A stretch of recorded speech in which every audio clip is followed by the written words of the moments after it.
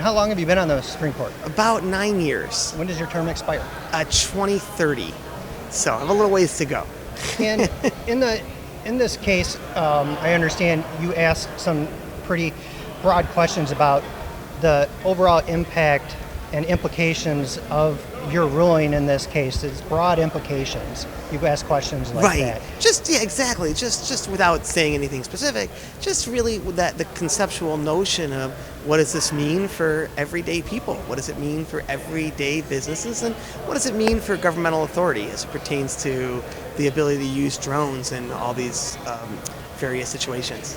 Yeah, and one thing that popped into my head when I was listening to your questions was, it didn't really come up, but in a hypothetical case that's not this, because the facts aren't exactly the same, but if a township or a governmental entity was employing an agent with a drone to go surveil someone's property for zoning enforcement and came across evidence of a crime, a dead body, an illegal marijuana grow operation, a meth lab, what potential implications would that have for the broader picture that you were discussing in oral arguments? It's very interesting, right? Because the question would be, I think you have a criminal, in your analogy and hypothetical, I think you have a criminal-civil distinction, right? And so whenever you're now dealing with Fourth Amendment issues as it pertains to criminal matters, I think that creates an entirely different conversation or discussion than it would for civil matters. So when we're talking about civil, I think that's one thing. We're talking about a criminal,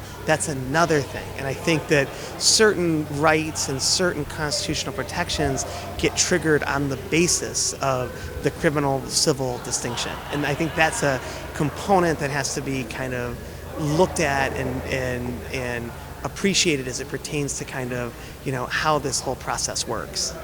So that's basically a case for another day. I think so. I think if you get into the criminal discussion, then I think there's going to be more protections that are going to be in play than if you're talking about it for civil, right? Civil is one thing, criminal is a different. And I think that if you start focusing on criminal, I think that's going to be a whole different conversation and a whole different discussion that we would have to look into, appreciate, and understand, because now you're talking about the rights of citizens and people. But if the Court of Appeals second opinion stands and the exclusionary rule does not apply, and someone pick up an evidence of a crime with a drone while they're doing zoning enforcement? Distinction. Well, that's separate because remember, zoning enforcement is civil. Any other component will be criminal.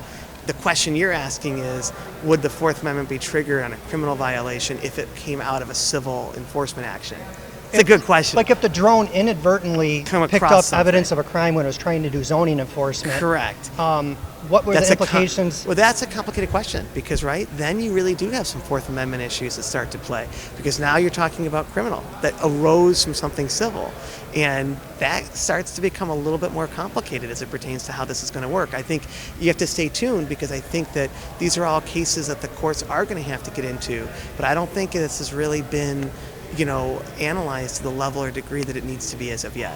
Do you think either way you decide on this case, the court, that this is going to go to the U.S. Supreme Court? No, I don't think so. I think that this is limited to Michigan law and the kind of implementation of Michigan law as it pertains to something that's kind of under a limited scope.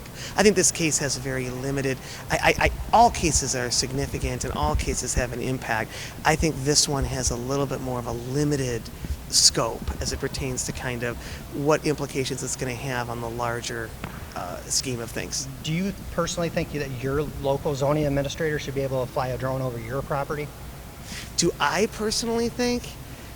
That's a tough question I can't answer because that would lead to giving away what I think. But I do think, without saying anything about this case or any other case and without being specific, I do think that there is a certain level of privacy that people should have, and privacy is something that is important. And I think when you're talking about that coming from the sky, I think is something that people are going to say to themselves, wait, isn't this something that really is a level or nature of privacy that should be respected. And one last question is going to Yes. mirror the one I asked the Chief Yes. Justice, Yes. which is, are you going to break news and tell me what you voted in conference after the oral argument? I wish I could, You're but not gonna unfortunately, I would lose my job. When do you, so when do you think that the opinion is going to come out? I'd say by December. By December? Yeah. All So right. stay tuned. Thank you but very by much. December. It was very nice meeting It was you. a pleasure meeting you. Thank you for being here. Justice